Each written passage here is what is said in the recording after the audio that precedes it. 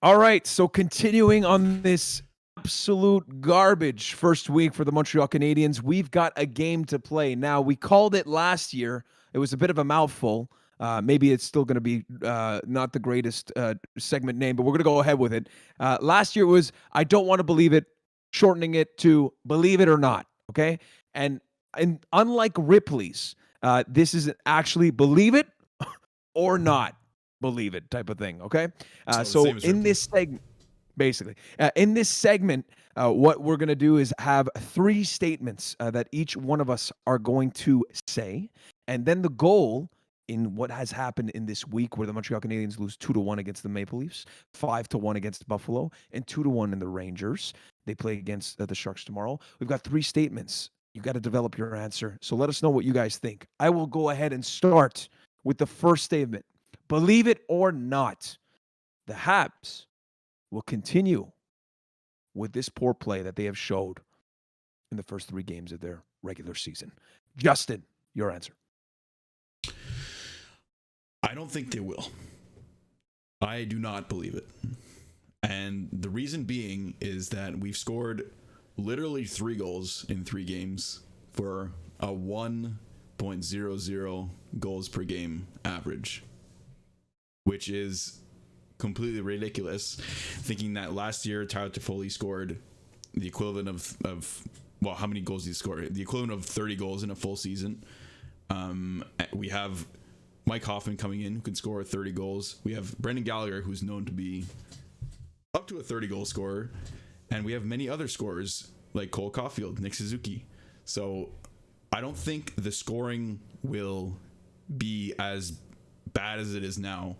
What I think will maybe continue is the kind of lackluster defense into the future. So that is still kind of a concern of mine, as well as our goaltending, especially in our backup position, I think might give us some trouble in this season. So, yeah, I don't think it's going to continue as bad as it is now, but I don't think we're going to be soaring to the sky anytime soon. Alex, do you believe it or not? I do not believe it, but my take is somewhat similar to Justin's, and I'm going to play off what I said last week that I don't think the Montreal Canadiens will have the same amount of success as last season. So I think our play will improve, but the results not necessarily. Obviously, we're not going to go 0-82, but I could see us missing the playoffs by a decent amount. And realistically, an 0-3 start, I know it's everyone will say it's early in the season. There's tons of time to come back, etc. But I believe I saw a stat earlier today saying for start the season 0-3 in a long, long time. The only one that's made the playoffs in 2020 in that shortened season when they made it when they were 18th place, was it? Um, so yeah, I think we'll get some goals, we'll get some wins. Obviously, the play will pick up, but I think we're in for a long season that will not be very successful. Interesting. All right. Well, moving on to that same topic and maybe the diagnosis of what's going on here. We've got another believe it or not question. Alex, please go ahead. Yeah, so I'm sure you've all seen on Twitter and stuff people saying this team now, because of the veteran losses of Price and Weber, free agent departure in Dano, Corey Perry leaving, that we're lacking leadership, we're lacking chemistry in this team because of how many new and how many big names have left. So do you guys believe it or not that this team has just had too much personnel turnover to be able to have a solid season? And Mackie, you can start. I I want to say yes, at least for the start. Like you said in the previous question, it could be that the Montreal Canadiens, improve their play. I expect that to happen, and it's not going to be 0-82. But at the realistic side of things is losing a Shea Weber, losing a Carey Price. That's going to have some significance. I know that Jake Allen hasn't been the problem necessarily, and that we're still early in the season. But there's chemistry to be found. Even last season, when we had the additions of Josh Anderson, Tyler Toffoli, Joel Edmondson, all of these guys, it took a little bit of time for them to gel. We did have a hot start, but I feel like there was still an element that needed a little bit of time. We've got the flexibility of an 82 game season and not a 56 game season, which is the one positive. But I will say that there was quite a bit of turnover that might hinder the Habs' performance. So that's my take. Justin, Yeah, what do you think? I kind of agree, but I think it's a short-term thing. I think right now we have too much turnover. That's the reason that we're not playing so well, especially in the offensive department. But I don't think it'll be a constant problem for the rest of the season. I think this is something that kind of gets solved over time. You build up cohesion in your lineup and you just build chemistry. And it's something that sorts itself out through practicing together, through playing games, real games together. So as much as it might be a problem right now, I don't think it'll be a problem in, say, game 20 or game 30.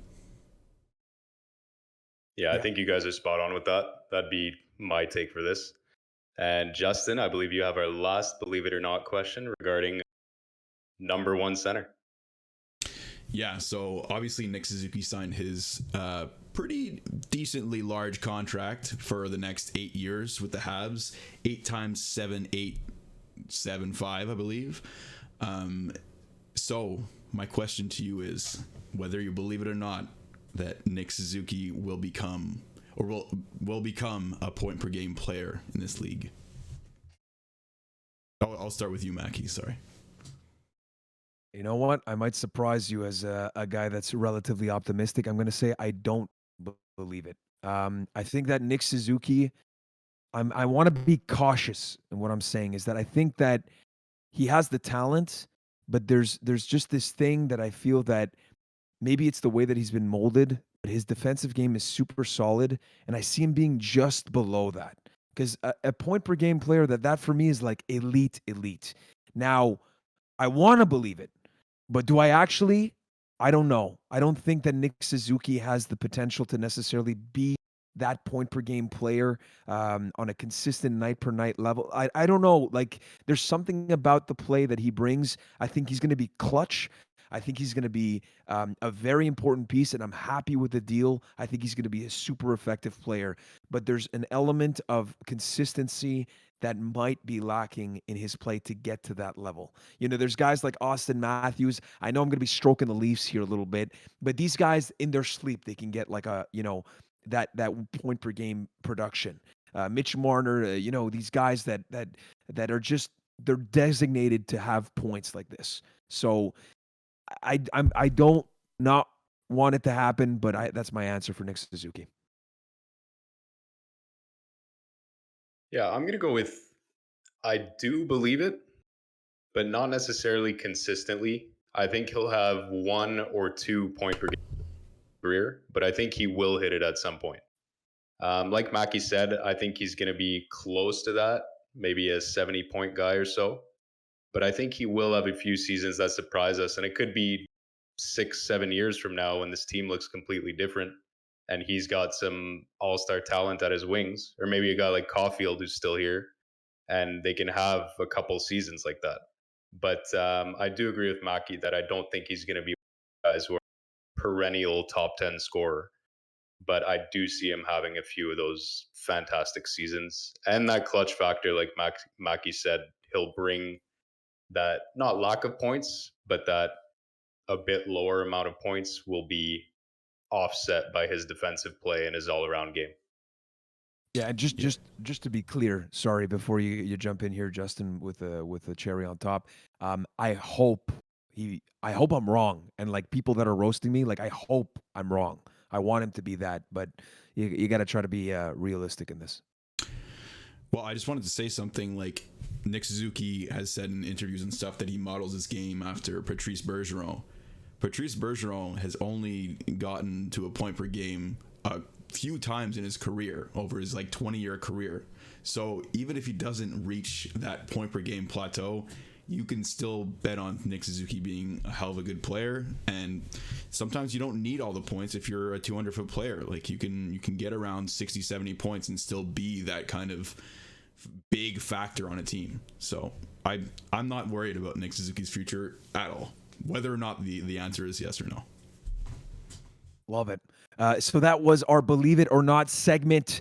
We might be bringing that back on a weekly basis. You guys let us know what you guys think. Do you agree? Do you believe it? Do you not believe it? Let us know in the comments down below. But we'll be right back after this to talk about Marc Bergevin and what the hell's going on.